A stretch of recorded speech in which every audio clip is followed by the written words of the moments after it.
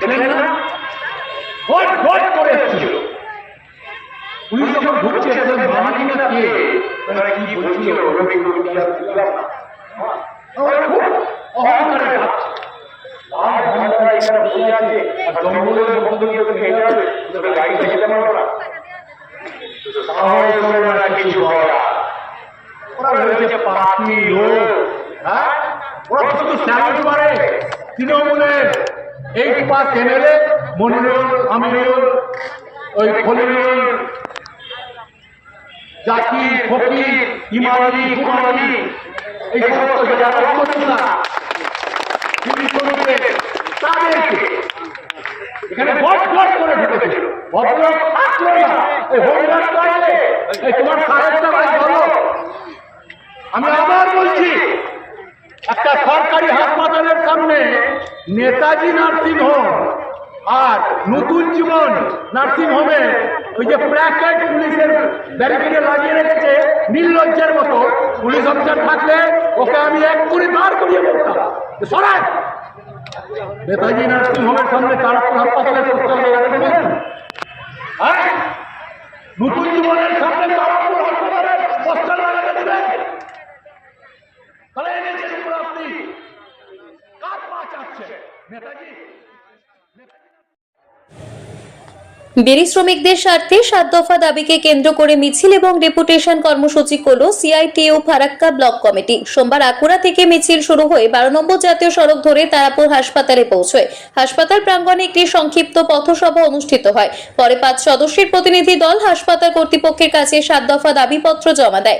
আজকের এই কর্মসূচিতে উপস্থিত ছিলেন সিআইটিইউ ফারাক্কা ব্লক কমিটির সম্পাদক মোজাফফর হোসেন, সভাপতি দিলীপ মিশ্র, নেতৃত্ব মতিউর শেখ, আমিনুল হোসেন মিয়া সহ অন্যান্য শ্রমিক সংগঠনের নেতা কর্মীরা।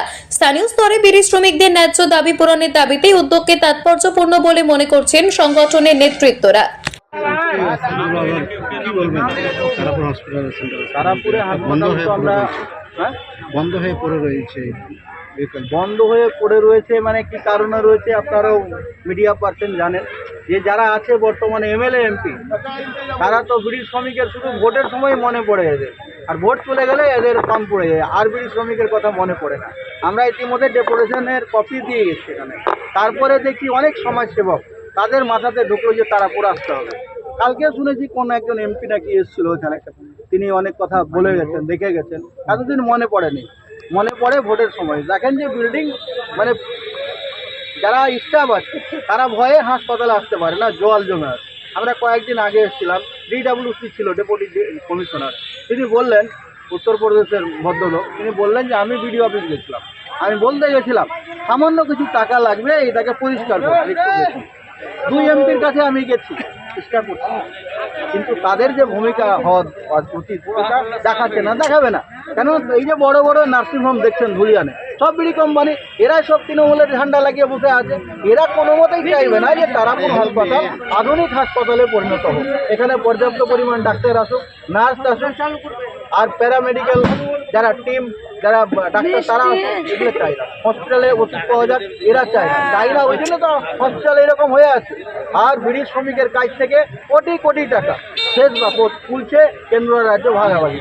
এই তো আমরা খেলা দেখছি। তাহলে আজকে আমরা এলাম কয়েক হাজার ফারাক্কা থেকে, এরপরে আমরা এইটা ট্রেলার দেখালাম। এরপরে যেদিন হবে সিনেমা শুরু সেদিন কিন্তু বুঝবে ওয়েলফেয়ার ডিপার্টমেন্ট আর যারা শাসক দলে আছে তারাও বুঝবে। কেননা তৃণমূল আর কিন্তু নাটক করছে, হিন্দু আর মুসলমান মরছে তো বিড়ি শ্রমিক। হিন্দু হতে পারে, মুসলমান হতে পারে, বিড়ি শ্রমিকের কী অবস্থা? বিড়ির কার্ড কেন হবে না? আর বিড়ির কার্ড যদি না থাকে তারা পুরো ট্রিটমেন্টের সুযোগ পাবে না।